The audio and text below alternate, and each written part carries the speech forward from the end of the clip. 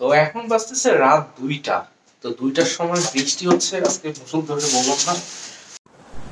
মাটি ঢালাই করতেছে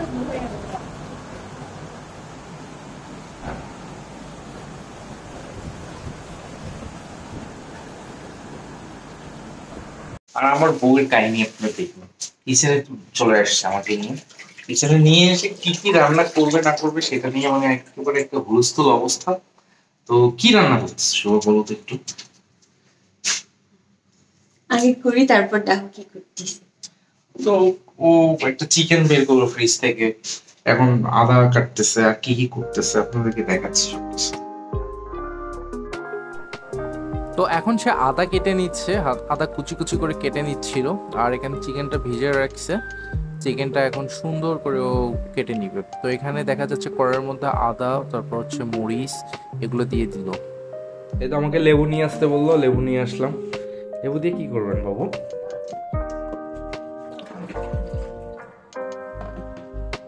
চিকেনটা এখন পিস পিস করে নিচ্ছে। চিকেনটা কি বানাচ্ছে একটু বলো আমার অডিয়েন্সদের, শুনুক ওরা। আমি বানাই, তুমি প্রসেস দেখো, লাস্টে এটা কি হয় দেখাশো। আমি নিজেও জানি না কি হবে এটা।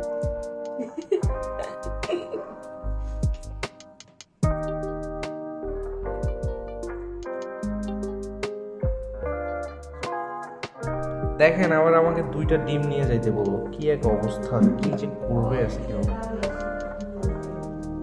মানে 2টা ডিম আবার আমাকে বললো যে 2টা ডিম নিয়ে যেতে হবে। তো 2টা ডিম কিনে দিলাম।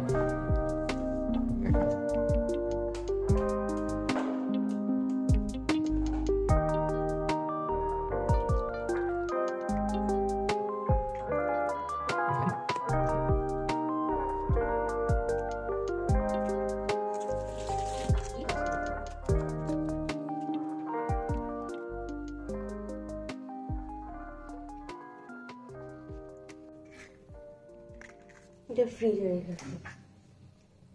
আবার ডিমের সাদা অংশটা আমাকে রেখে দিতে বলবো। ফ্রিজে উপরে না নিচে রাখবো? দেখেন এখানে কি কি দিছে, চিকেন দিছে একটু, 2টা ডিমের কুসুম দিছে, আদা দিছে, এখন আবার লেবু দিচ্ছে ছোট ছোট স্লাইস করে, মরিচ তো আগেই দিছে।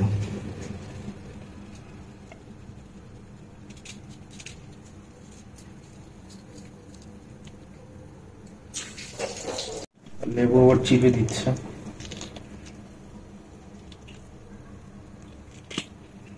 আদৌ খাওয়া যাবে জিনিসটা?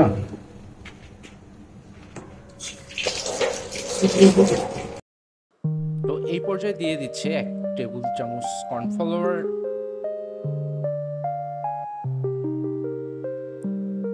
তারপর 1 চামচ লবণ, 1 চামচ হচ্ছে রেড চিলি, তারপর হচ্ছে 1/2 চামচ হচ্ছে সুগার, আবার সস দিচ্ছে।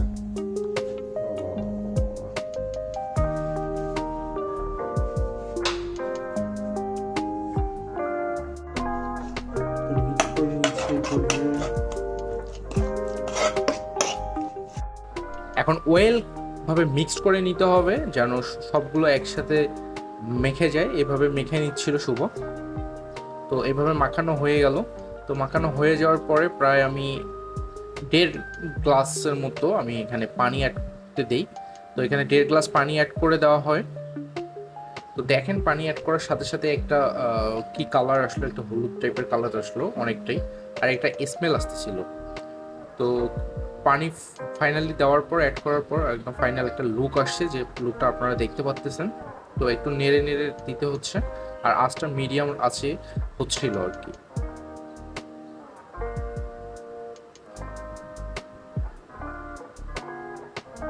তো শুভা অনেকক্ষণ থেকে ট্রাই করে নাড়তেছে, এভাবে প্রায় 10 থেকে 15 মিনিটের মতো নাড়ার পরে একটা টেক্সচার আসে।